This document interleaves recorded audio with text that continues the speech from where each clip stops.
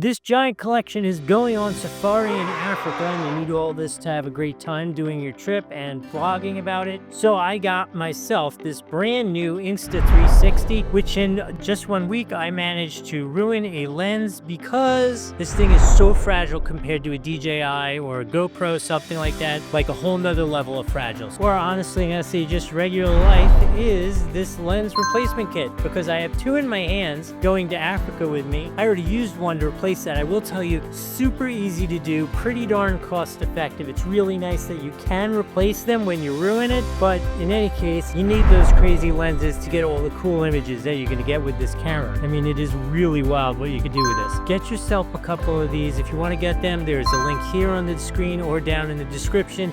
Any of those work and they don't cost you anything extra to use those. Remember to give the video a like, subscribe to the channel, and just so you know, all this cool stuff that's going to Africa will work for any trip that you're going to go on. So I'm going to have a list on Amazon if you want to know travel equipment.